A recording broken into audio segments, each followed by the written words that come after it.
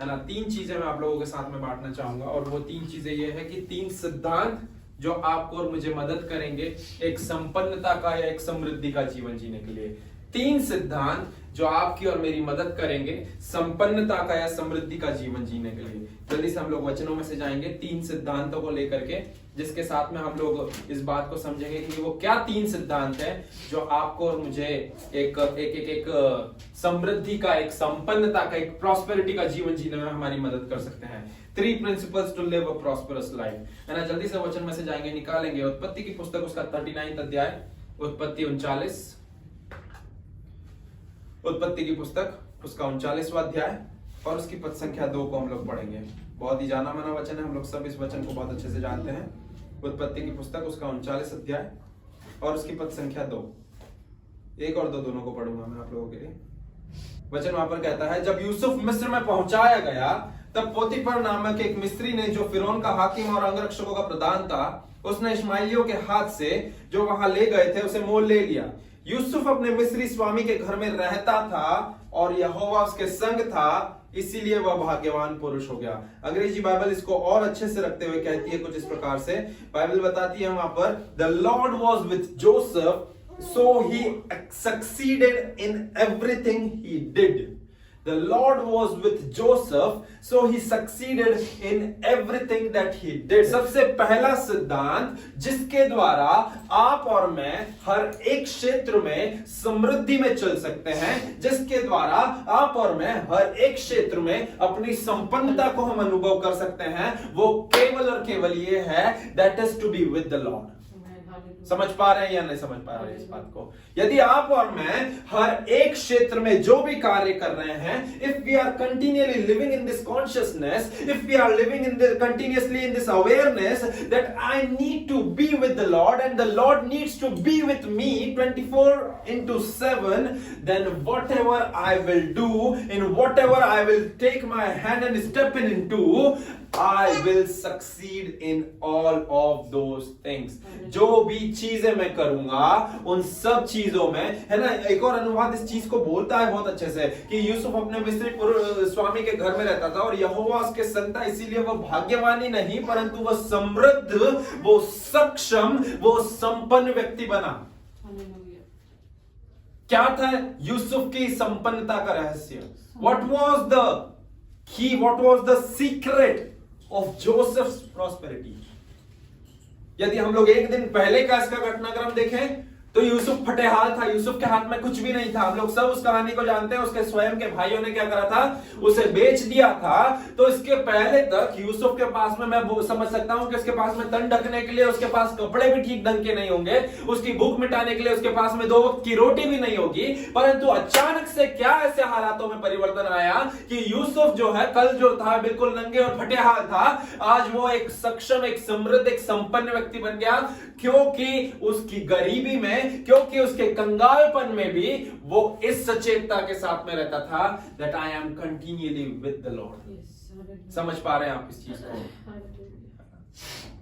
वचन बताता है। सबसे पहला सिद्धांत मैं आप लोगों को बता रहा हूं, यदि हमें उस समृद्धि या संपन्नता का जीवन जीना प्रिय हो तो आपको और मुझे इस बात को समझने का जरूरत है कि हमें परमेश्वर के साथ में होना और परमेश्वर को भी हमारे साथ में होना आवश्यक है। याकूब की पत्री कहती है इस चीज को कि परमेश्वर के समीप आओ तो परमेश्वर तुम्हारे समीप आएगा। देखिए यहां पर रिश्ता जो है वो केवल एक तरफा नहीं है कि परमेश्वर ही आपके करीब आएगा, करीब आएगा, करीब आएगा, परंतु ये रिश्ता जो है वो 2 तरफा है ना।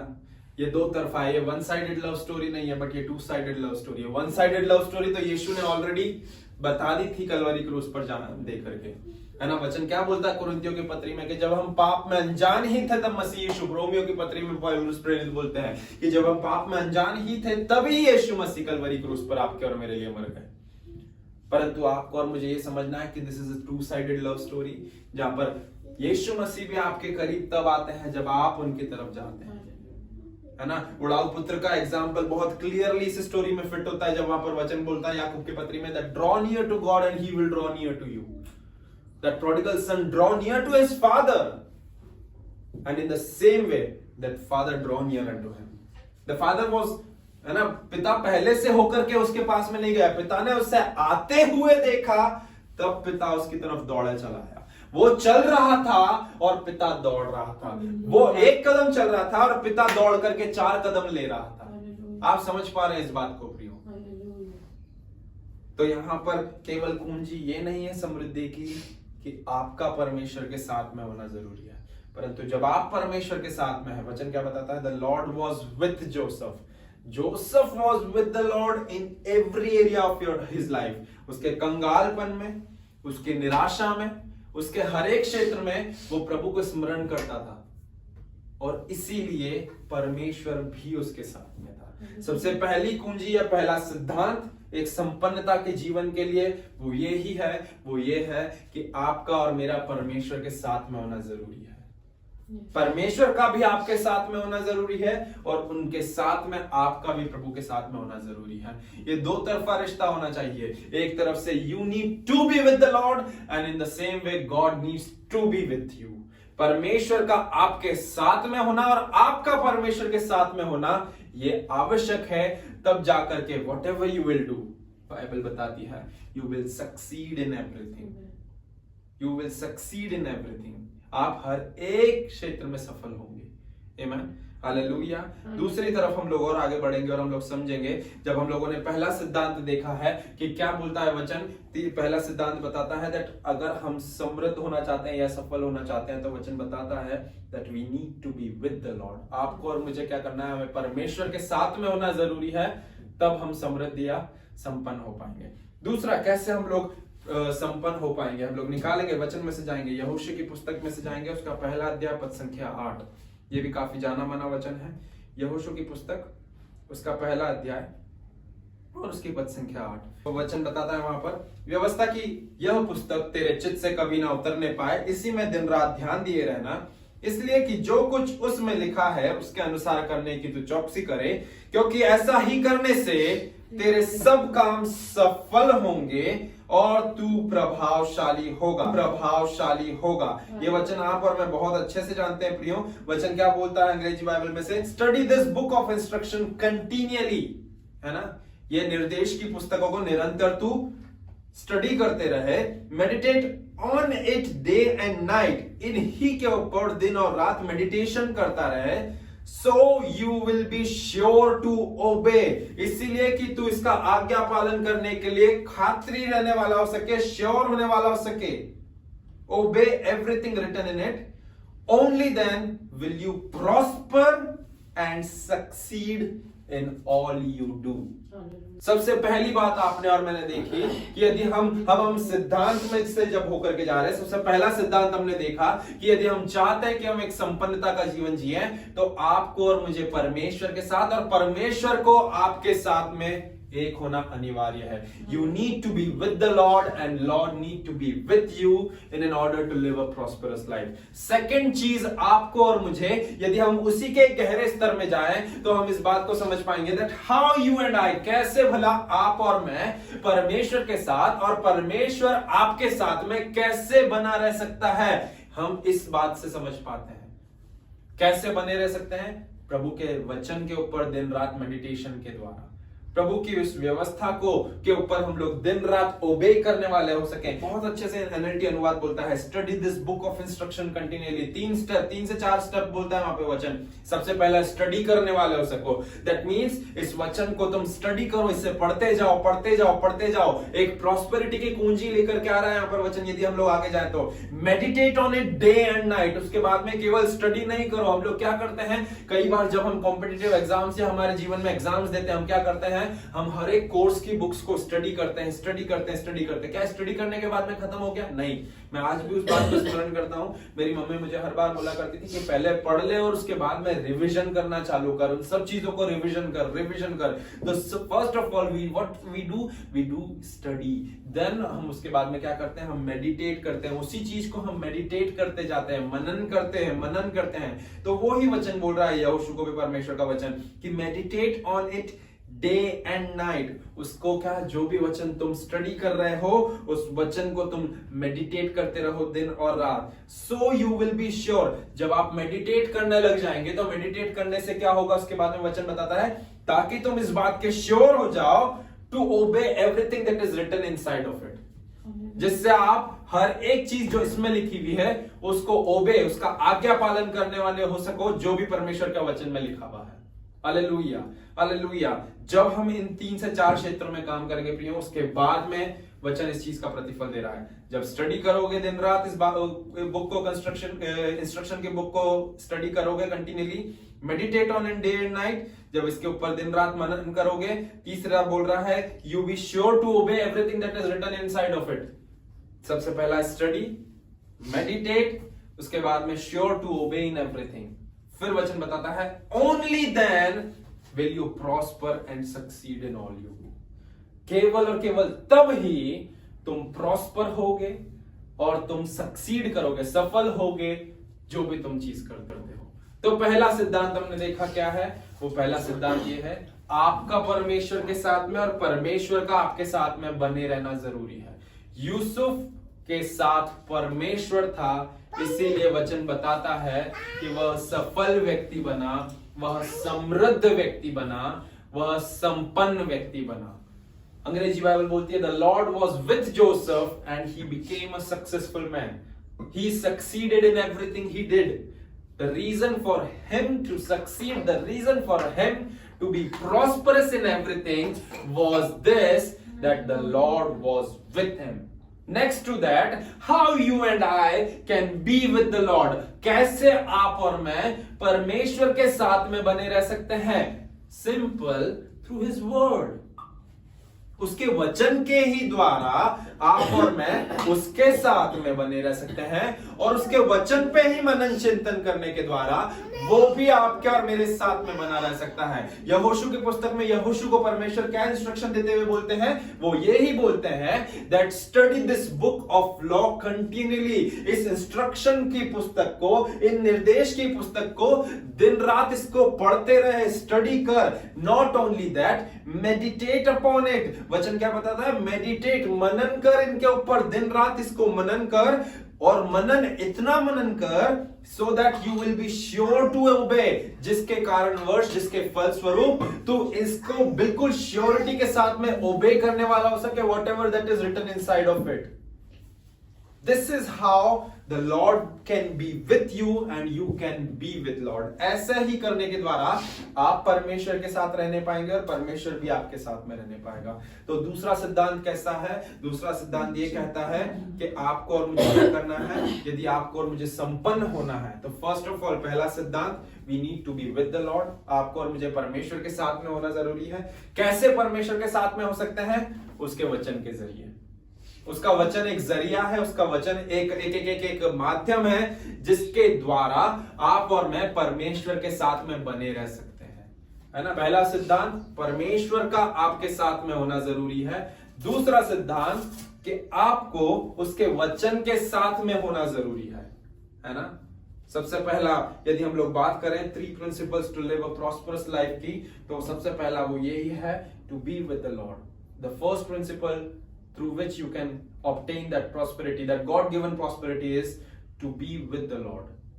दूसरा सिद्धांत, to be with His word। उसके वचन के साथ में जब आप और मैं बने रहेंगे तब हम क्या करने पाएंगे, हम अपने आप में, अपने जीवन में उस समृद्धि को, संपन्नता को देखने पाएंगे। तीसरा और आखिरी सिद्धांत हम लोग देखेंगे, निकालेंगे, वचन में से जाएंगे, निकालेंगे नीति वचन की पुस्तक, उसका 11वां अध्याय और उसकी पद संख्या 25। बहुत ही जाना माना वचन है, आप और मैं सभी इस वचन को अच्छे से जानते हैं, है ना। वचन क्या बोलता है वहां पर, नीति वचन की पुस्तक, उसका 11वां अध्याय और उसका पद संख्या 25। वचन क्या बोलता है, देखें वहां पर वचन बताता है, उदार प्राणी हष्ट पुष्ट हो जाता है और जो दूसरों की खेती सींचता है उसकी भी सींची जाएगी, है ना। इंग्लिश बाइबल और अच्छे से बोलती है, the generous soul will be made prosperous और made rich, and he who waters will also be watered himself. यहां पर एक बहुत अच्छा टर्म हिंदी बाइबल में यूज किया गया है और वो है हष्ट पुष्ट। अंग्रेजी बाइबल में उसके लिए एक ट्रांसलेशन बोलता है रिचनेस को लेकर के और दूसरा ट्रांसलेशन बोलता है प्रॉस्पर बोलता है ना। पर आपको और मुझे इस बात को समझना है और वो ये है कि द जनरस विल प्रॉस्पर। अंग्रेजी बाइबल का एक अनुवाद NLT अनुवाद होता है that the generous will prosper and those who refresh others, जो दूसरों को तरोताजगी प्रदान करते हैं, विल देमसेल्फ बी रिफ्रेश्ड, उनका खुद का जीवन भी तरोताजगी से भर जाए। देखिए, संपन्नता का एक सिद्धांत है प्रिय, आप और मैं जितना अपने आप तक में सीमित रखें, जितना आप मैं सोचें कि नहीं मैं इसको अपने तक ही सीमित रखूंगा, मैं इसको जाने नहीं दूंगा, you will never be prosperous. यदि आप और मैं उस समृद्धि को, यदि आप और मैं उस संपन्नता को अनुभव करना चाहते हैं तो वचन बताता है हमें उस उदार प्राणी के समान बनना है जो हष्ट पुष्ट रह सके।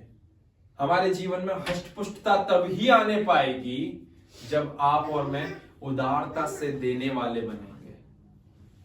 नए नियम की कलीसिया को पौलुस प्रेरित बोलता है कि परमेश्वर God loves the cheerful giver, प्रभु उदार लोगों से के देने से प्रसन्न होता है। आपको और मुझे इस बात को समझना जरूरी है प्रियो कि prosperity will never gonna come if you are not a generous person. The key principle for you to become prosperous is that you need to become a person of generosity. आपको और मुझे एक उदारता के व्यक्ति बनना जरूरी है। जब तक यदि हमारे अंदर ये उदारता का स्वभाव या आचरण नहीं आएगा ना प्रियो, हमारे पास से जितनी भी हमारे जीवन में आशीषें हैं वो जाती ही जाती जाएंगी और हम एट द एंड उस कंगाली की कगार पे आ जाएंगे। मैं यहाँ पर धन संपत्ति को लेकर के बात नहीं कर रहा हूँ, परंतु मैं बोल रहा हूँ आपको कि हर क्षेत्र में हमें उदार होना जरूरी है। कोई व्यक्ति आ रहा है हमारे घर पे आकर के बोल रहा है कि 1 कटोरी शक्कर या आटा दे दो, हम उसे 2 कटोरी दें। That shows our generosity. हम हमारी हद से ज्यादा करने वाले हो सके। यीशु मसीह जेनरोसिटी को लेकर के बोलते हैं कि कोई यदि तुम्हारे साथ 1 मील चलने को कहे, तुम क्या कहो उसके साथ में 2 मील चलो। That shows your generosity, है ना, वो आपकी उदारता को बताता है। वो ही वचन आपको और मुझे ये बता रहा है The generous will prosper। एक उदार प्राणी जो है वो हष्ट पुष्ट रहेगा। प्रॉस्पेरिटी के लिए अब यहाँ पर देखिए हिंदी बाइबल ने कितना अच्छा शब्द इस्तेमाल करा है। वो क्या बोलता है कि प्रॉस्पेरिटी इज इक्वल्स टू हष्ट पुष्ट। जबकि प्रॉस्पेरिटी का अगर हम लोग हिंदी में नॉर्मल डेफिनेशन के अकॉर्डिंगली टर्म लेकर के आए तो ट्रांसलेशन क्या बोलता है उसका ट्रांसलेशन बताता है कि प्रॉस्पेरिटी इज इक्वल्स टू संपन्नता। परंतु हिंदी बाइबल बोलती है कि उदार प्राणी हष्ट पुष्ट हो जाता है। एक उदार प्राणी का हष्ट पुष्ट होने का कारण क्या है? उसकी उदारता। एक उदार व्यक्ति का उदार होना ही उसके जीवन में इतनी ज्यादा आशीषों को, इतनी ज्यादा समृद्धि और संपन्नता को लेकर के आता है। यदि आप और मैं हमारे अंदर, हमारे जीवन में उस समृद्धि को, उस संपन्नता को निरंतर नित्य बनाए रखना चाहते हैं तो आपको और मुझे एक उदारता का स्वभाव हमारे जीवन में होना जरूरी है। यदि हमारे जीवन में उदारता का स्वभाव नहीं है, परंतु यदि हम कुड़कुड़ाने वाले लोग हैं, हर एक क्षेत्र में हम किसी को भी यदि कुछ मदद भी करते हैं तो कुड़कुड़ाते हुए करते हैं, सबसे पहली बात यह परमेश्वर उससे प्रसन्न नहीं होता है। और दूसरी बात यह कि फिर धीरे धीरे करके हमारे जीवन में से वो समृद्धि, हमारे जीवन में से वो जो संपन्नता है वो हम देखते हैं परस्पर जाती चली जाती है। परंतु यदि कोई एक चीज हमारे जीवन में उस समृद्धि को, उस संपन्नता को बनाए रखती है तो वो केवल और केवल आपका और मेरा उदारता का स्वभाव है। वो केवल और केवल आपका और मेरा वो उदारता का आचरण है। If we will not be a generous person, then we will not be able to sustain that prosperity. If we won't be a generous person, then we will not be able to hold that God given prosperity in our life. हम उसे अपने जीवन में बनाए ही नहीं रख पाएंगे। इसलिए आपको और मुझे क्या करना जरूरी है? हमें उदारता से लोगों की मदद करने के एक हाथ बनना जरूरी है। आमीन, हालेलुया। मैं इस बात को गवाही के साथ में समापन की तरफ लेकर के जाना चाहूंगा क्योंकि मैंने कई बार प्रभु के लोगों के बड़ी बड़ी गवाहियों को सुना है कि हमारे पास में ये नहीं था, हमारे पास में अगले 2 पल की रोटी नहीं थी, हम लोगों के पास में राशन किराना नहीं था, प्रभु ने हमें ऐसा मदद करा। ऐसा सीजन मेरे जीवन में भी आया है ना। जब मैं इस चीज को आज भी स्मरण करता हूँ, मेरे जीवन की एक छोटी सी बहुत बड़ी गवाही होगी कि जब शादी हुई, शादी होने के बाद में पहली हमारी एनिवर्सरी थी और उस टाइम पे हम लोगों के पास में, मैं और मेरी पत्नी के पास में ज़्यादा कुछ रुपया पैसा था ही नहीं हमारे पास में। टू बी ऑनेस्ट, हम लोगों की एनिवर्सरी सेलिब्रेट करने के लिए 1 रुपया भी नहीं था, है ना। और हम लोगों की अगले दिन एनिवर्सरी थी। I was concerned about this one thing, और अचानक से एक प्रभु के दास ने, प्रभु के जन ने, है ना, मैं नाम नहीं लेना चाहूंगा, परंतु अचानक से उन्होंने जो है मेरे जीवन में, हमारे जीवन में जो है 5000 रुपीज से हमें मदद किया था। और ये सच में जो है हमारे जीवन में एक आशीष का कारण रहा। परंतु इन सब चीजों के साथ में मैं यहाँ पर इस कहानी को क्यों आप लोगों को बताना चाह रहा हूँ, इस गवाही को क्यों बताना चाह रहा हूँ, क्योंकि मैं ऐसा समझता हूँ कि हम कई बार इस घटनाक्रम को तो जानते हैं, जो पहला राजा उसके 17वें अध्याय पद संख्या 1 से 7 में पाई जाती है। वहां पर बताया जाता है कि जो एलिया नबी था, एलिया नबी को परमेश्वर ने कहा कि एक क्षेत्र, जिस जहां पर तू रह रहा है, जिस देश में तू रह रहा है, वहां पर अकाल पड़ने वाला है, इसीलिए तू उस तराई में जा और उस तराई के नाले में जाकर के छुप जा। और परमेश्वर ने वहां पर कौवों को नियुक्त कराया कि वो तेरे लिए भोजन वस्तु, तेरे लिए रोटी और तेरे लिए मांस लेकर के आने वाले हो सके और तुझे तृप्त करने वाले हो सके। और वहां पर वचन क्या बताता है एलिया के लिए? अगर हम लोग उस वचन को पढ़े तो जल्दी से हम लोग चलेंगे, निकालेंगे पहला राजा की पुस्तक, उसका 17वां अध्याय, उसके पद संख्या 1 से 10 तक में। वहां पर वचन 1 से 7 में, वहां पर वचन कुछ इस प्रकार कहता है, तिशबी एलिया जो गिलाद के परदेशियों में से था, उसने अहाब से कहा, इजराइल का परमेश्वर यहोवा जिसके सम्मुख में उपस्थित रहता हूं, उसके जीवन की शपथ, इन वर्षों में मेरे बिना कहे ना तो मेघ बरसेगा और ना ओस पड़ेगी। तब यहोवा का यह वचन उसके पास पहुंचा, यहां से चलकर पूर्व की ओर जा और करीत नामक नाले में जो यर्दन के पूर्व में है छिप जा। उसी नाले का पानी तू पिया कर, और मैंने कौवों को आज्ञा दी है कि वे तुझे वहां खिलाएं। यहोवा का यह वचन मानकर वह यर्दन के पूर्व की ओर करीत नामक नाले में जाकर छिपा रहा। और सवेरे और सांझ को कौवे उसके पास रोटी और मांस लाया करते थे और वो नाले का पानी पिया करता था। कुछ दिनों के बाद उस देश में वर्षा न होने के कारण नाला सूख गया, है ना। वचन यहाँ पर एलिया की उस घटनाक्रम को बताता है। हम लोग बहुत अच्छे से इस स्टोरी को भी सुने हैं संडे स्कूल में भी, कि एलिया के लिए परमेश्वर ने कौवों को नियुक्त करा था और कौवों ने उसके लिए भोजन वस्तु लेकर के आए। मैं केवल इस कहानी से आप लोगों को यह बतलाना चाहता हूं कि आप देखिए, इस बात को समझिए कि एलिया के लिए परमेश्वर ने कौवों को नियुक्त करा था। अब यहाँ पर हम कौवों का रोल जो है वो बहुत छोटा सा समझ सकते हैं कि अरे कौवों ने यहाँ पर क्या करा, कौवों ने केवल और केवल एलिया को वहां पर भोजन वस्तु ला करके दिया। परंतु इसके साथ में एक बहुत बड़ा आपको और मुझे एक परमेश्वर का वो प्रॉस्पेरिटी का एटीट्यूड हमें व्यक्त होते हुए देखने को मिलता है कि परमेश्वर ने उन बेजुबान कौवों को, जिनके पास में कम्युनिकेट करने के लिए, है ना, जिनके पास में मनुष्य से वार्तालाप तक करने के लिए, मनुष्य उनकी विचारधाराओं को नहीं समझ सकता, मनुष्य उनके मन की बातों को नहीं समझ सकता, ना ही कौवे मनुष्य की बातों को समझ सकते हैं। Yet God has appointed crows to feed Elijah। फिर भी परमेश्वर ने कौवों को नियुक्त करा। यहां पर कौवों का रोल बहुत छोटा सा लग सकता है प्रियो, परंतु कई बार जब हमारे जीवन में कुछ ऐसे आश्चर्य कर्म या घटनाक्रम होते हैं जहां पर हम अपेक्षा नहीं करते और कोई भी व्यक्ति के अंदर प्रभु इस बात को डाल देता है कि मुझे परमेश्वर जो है इस समय बाध्य कर रहा था, परमेश्वर मेरे हृदय में बात कर रहा था कि मैं आपके जीवन में ये सो एंड सो चीज, मैं केवल धन रुपये पैसे की बात नहीं कर रहा हूं, परंतु मैं इसके साथ में आपको क्या बता रहा हूं, ये सो एंड सो चीज मैं आपके जीवन में बोने वाला हो सकूं, ये सो एंड सो चीज मैं आपके जीवन में देने वाला हो सकूं, ये चीज मैं आपको इससे ब्लेस करने वाला हो सकूं। परमेश्वर उन लोगों को एक कौवे के रूप में, एक कौवे के जरिए आपके और मेरे जीवन में हमारी जरूरतों को पूरा करने के लिए आधारित या अपॉइंट करता है।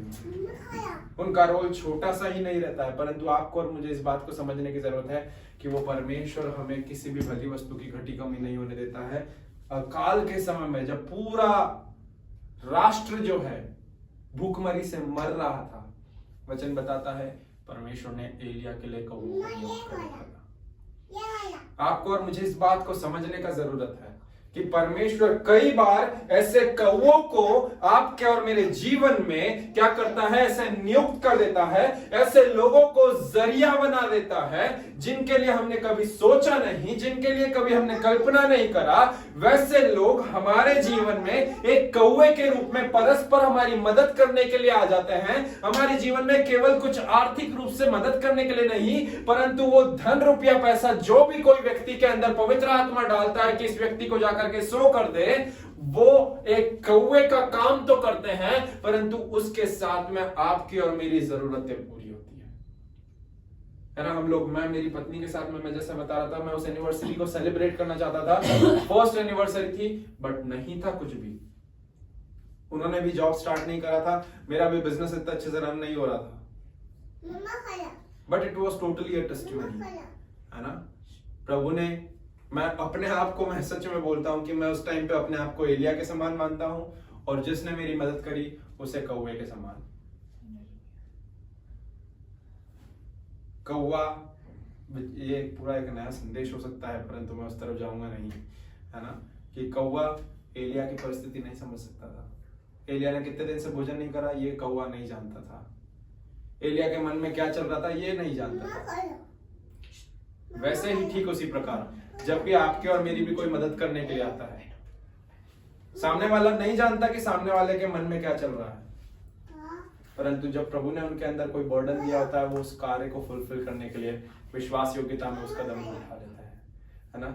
मैं यही बिलीव करता हूं। मैं आप लोगों को यही चीजें, 3 बातें बोल करके समाप्त करना चाहूंगा कि 3 सिद्धांत जिसके द्वारा आप और मैं एक संपन्नता का जीवन जी सकते हैं। वो पहला सिद्धांत ये है, जैसे यूसुफ के जीवन में से हमने देखा कि we need to be with the lord. वचन बताता है the lord was with Joseph and he succeeded in everything. So we need to be with the lord. जैसे यूसुफ परमेश्वर के साथ था और परमेश्वर यूसुफ के साथ था, इसीलिए वो सफल समृद्ध व्यक्ति बना। इन द सेम वे आपको और मुझे भी परमेश्वर के साथ में रहना है, सफल और समृद्धि को प्राप्त करने के लिए।